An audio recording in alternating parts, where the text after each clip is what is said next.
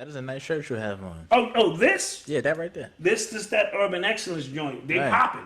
Right. Man, we done sold two. Yeah. I mean, they hot off the rack though. Feel me? So what we're trying to tell you is now we got everything organized because somebody, I'm not going to mention names, didn't have the site up, didn't have the links to the site so that we can make that money. Time out. So now you didn't press record on a podcast, so now he's trying to throw everybody under the bus. No, I'm just calling it like I see it. Oh, please. We listen, I'm pretty sure it's about 20 people in the chat that went to purchase a shirt last week and was kicked out because we wasn't organized. But that's not gonna happen this week. Well, if you want a shirt, you go to urbanx.nyc. Yes, urbanx.nyc. Hit the shop button, it's right there. Urbanx.nyc. Hit that shop button so we can get that popping. Because the shirts we sell here determine when the ladies get theirs. Because it's like hustling. I got a bag of weed. We can't get another bag of weed until we get rid of this bag of weed. And so it's hustling. We gonna move these stacks, and then we gonna double up. You can tell I ain't never sold drugs a day in my life. I don't double up stacks. Doc, stick to what you do. I did sell crack for 3 days. I told a story in one of my lectures. And for 3 days, son, everything that could go wrong went wrong. What you mean? I hit my man with a bundle. Okay. All right? He called me from the window and said, yo, Doc, it's cracking out here. Hit me with a package. Now, I had never hit him with a package. This ain't my work. Right. My man, it was his work. He went to jail. Right. So now I'm in my house with a table full of crack. Yeah, this is the plot of what movie was that? Half Baked with Dave Chappelle. Yeah, same thing. Right? Same thing. So I got a table full of crack. I don't know nothing about this. He's in the kitchen cooking his shit up, whatever. He gets knocked. He needs bail money. Right. So I'm like, dude, I ain't got no bail money, but I do have the crack. So I looked through the crack manual, because it's a crack manual, the 10 crack commandments, and said, all right, put the work out in the streets. Walk the streets every now and then to see how your workers is doing. Don't smile with the workers, because then they'll think you soft. Right. You know what I'm saying? Every now and then, pull up and just in the car like, yo, what's good out here? So I did all that. Everything's fine. My boy called me. This is where it gets crazy. He called me, yo, D, hit me with a package. It's hot out here. So from the window, I pitched him a package. From the window? From the window. Like the front window? The front window. I lived on the first floor. You threw some crack outside? It was nighttime. Oh, okay. I threw some crack out the window. Okay. So, you know what I'm saying? First day go by. I'm like, all right, everybody else is hitting me with their bread. All right, I like that. You get 2 off a bottle. I'm good at math. I ain't hear from this nigga for 3 days. So I go back to the crack manual. Page 37 says, nigga don't show up with the money. You have to kill this nigga to make an example for the other workers. So I'm like, all right. So I strapped up, me and my man Chill. True story. And my man Chill is crazy. All right. He looking for action. Shout out to Uncle Joe. And we strap up and we go looking for him. And we didn't find him. I'm glad we didn't. Because then the story would have got really crazy. Because then we would have had to shoot him to make an example. I would have just been coming home now. You wouldn't have been born. Yeah. The whole tape would have been crazy. But that's how that story went. And so for 3 days, and then we finally got the bail money to get this nigga out. I'm gonna say, you gotta get this shit out of my house. Man. This shit is fucking crazy. You know what I mean? So that's my crack story. But that's not urban excellence. That is not urban excellence. Urban excellence. But I was a crack dealer. Don't get it twisted. For 3 days. So if I wrote a song about it or an album about it, you could. I wouldn't be lying. Yeah, you could. Yeah. But I really wouldn't be telling the truth. Nobody would know. Yeah, you know what I'm saying? Roll up on my man with the gas. Yeah, nobody. Yo, where that crack at? Went to his girl's house. I'm gonna kill a baby and the kids. Jay-Z still talking about he lost 92 bricks, which I don't believe. He said he lost 92 bricks. I don't believe it. I'm not gonna lie to you. That's a lot of bricks. And then it was a meme with him and Pusha T, and Pusha T was like, 92 bricks? Boy, I had to kill you. Absolutely. Yeah, that's a lot That's a lot of money. My man just, he ran up with like 100 vials. So I give him, y'all was pictures in packages of 100. Yeah. And we were friends to this day. He robbed the bank, so he's in jail doing life now. But, that is what it is. So, ladies and gentlemen, we're trying to kill a little time, but now, let's talk about some things going on. Did you hear Kanye's album?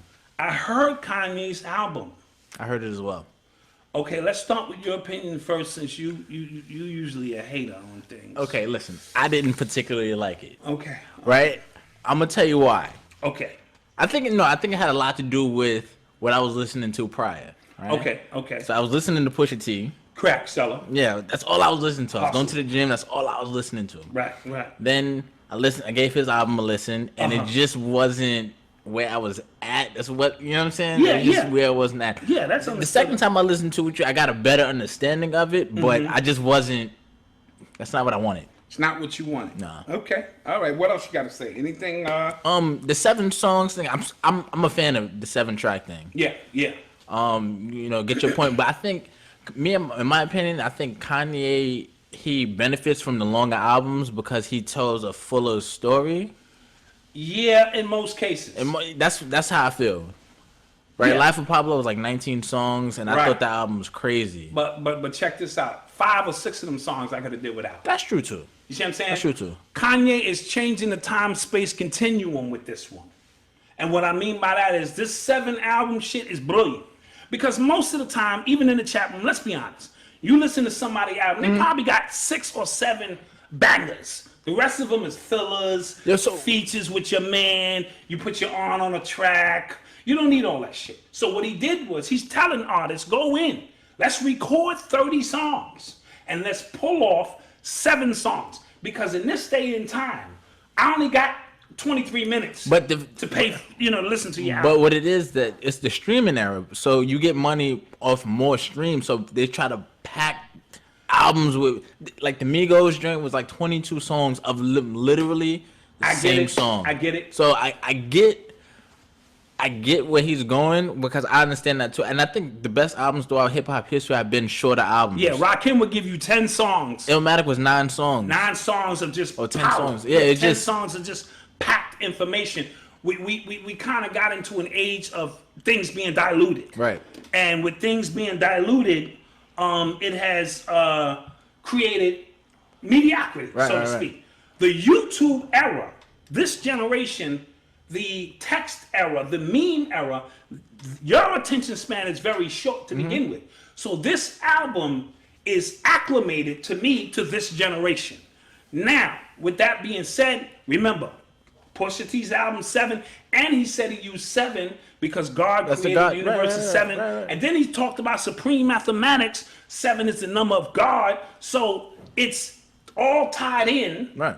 Spiritually and mathematically speaking. And he called the album Yay, which is what we were breaking down when we were saying, isn't it written in your law that yay or ye are gods? That was like 3 shows ago. That was 3 or 4 shows ago. We're not going to take credit for that one, but we're taking credit for that one. It just goes to show the synchronicity of where we're at. Now, with that being said, so I love the album. All right, I'm gonna clap that up for Kanye.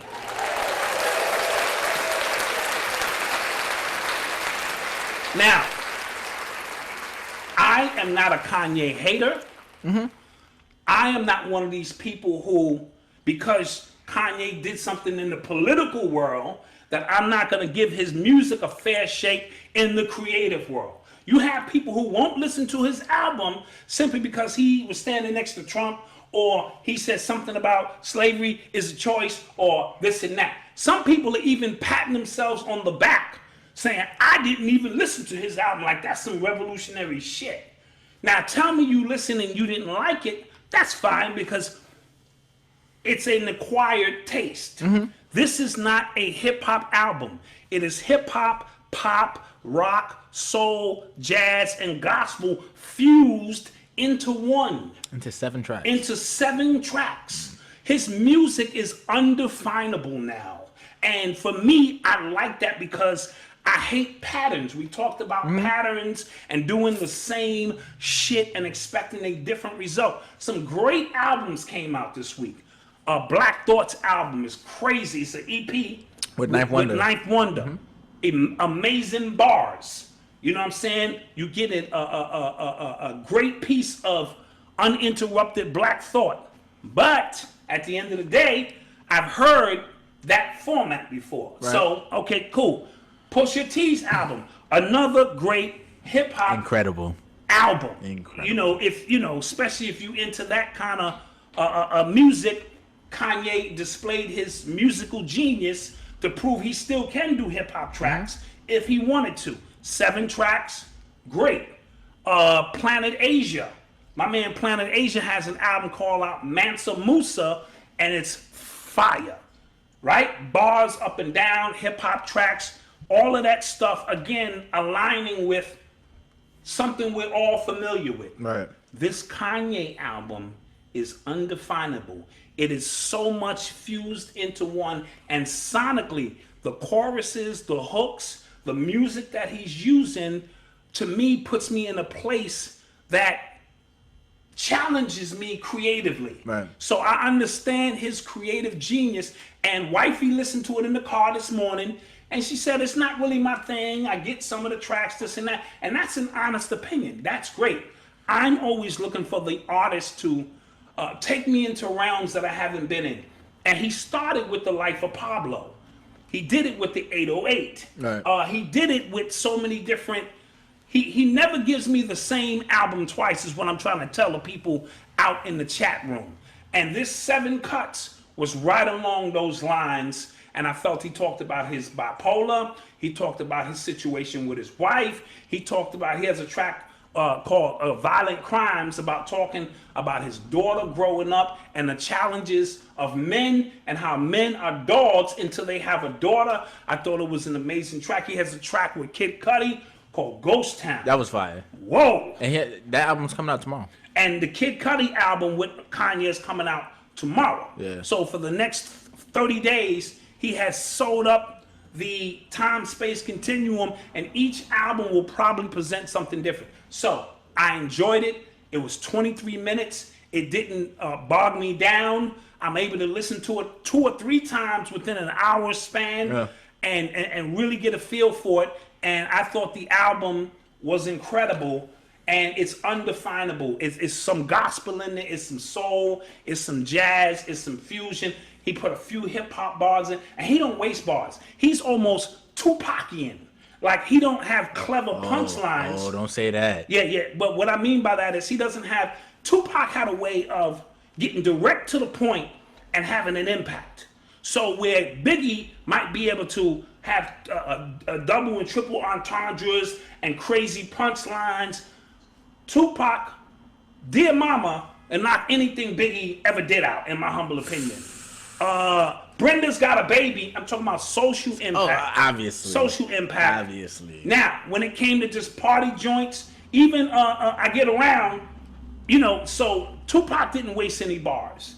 And I feel being a Gemini, as he is, Kanye's a Gemini, along with Tupac and Biggie, he has the ability to say what he wants to say, and in a shorter period of time. There was no overlapping. He was never trying to say, I'm the best lyricist, I got bars. So, I thought it's worth a listen for you, but you have to have an open mind to really appreciate his music. So for me, it was amazing.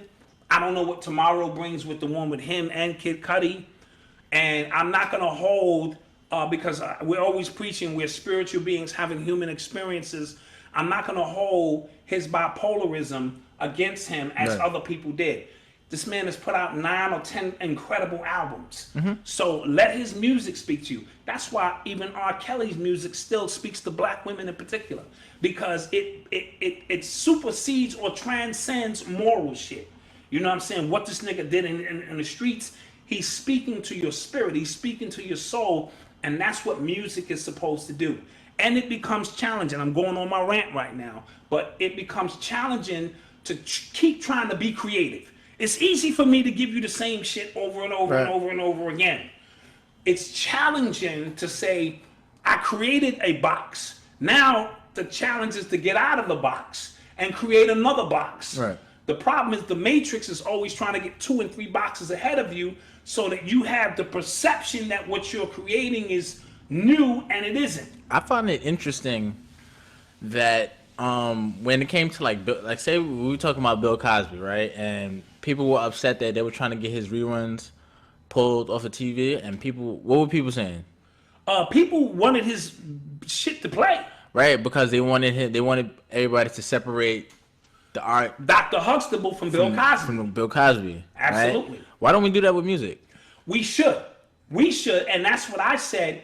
But this generation, everybody's so wound up. You know, like, everybody's so wound angry, up yeah. and angry Yeah. that we're not allowing the creative process, which is the highest process. You got here, that's a creative process. You know what I mean? God must create or God dies. So the God within you must continue to further its creation, or stagnation leads to death. That's why everything in the universe continues to move. So some artists allow the record companies to gas them up and go, nah, we want the same album you gave us last year. And then we stagnate. And then what happens is Sophomore slump. And then beyond that, the fans turn on your ass. They go, oh, this is some new shit over here. And then they switch over to that new shit, right, because you have become redundant in what you're doing. Sort of like what we was talking about on our own show, that when we get to show 39, 40, and 50, if we're still talking and doing the same things, we're creating a stagnant situation. Right. And the urban X Nation will go, all right, we'll get back to that later, and they'll be on to something new. Even us setting this up different, we just changed the algorithm on y'all. Y'all ain't even people. We got a third chair here. Ain't nobody coming. We just did that. Nah, I'm only fucking around. Oh, Bob, we'll be here. But what I'm trying to say is, in your process out there, stay creative. Whatever you're doing, never get comfortable. And this is the Urban X spiel of the week. Never get comfortable. Stay moving, stay progressive, stay trying to be the best that you could be, stay challenging yourself, even if it's small victories. Stop looking at the big picture, right, small victories. You know what I mean? There's a lot of people graduating this time of the month. Celebrate them. You know what I mean? Somebody hit us, actually, hashtag Urban Excellence on Instagram today. Somebody was graduating. I think their daughter was graduating. Okay. So shout out. Let me see. Shout them out, because they got screenshots. These are small victories for them. I don't care if it's kindergarten. If your son is excited he going to first grade, celebrate that. You know what I mean? Because we have a tendency, there's so much hate going on in the world. We always looking for something to hate and something to knock. Nah, we want to celebrate all of that here at Urban Excellence. That was on Instagram at Inked and Locked. Inked and Locked. Okay. Shout out to you. I think that was your daughter, I think. Okay. Graduating. Shout out okay, to you. we want to celebrate these young people. Definitely. They work hard, man. Yo, it's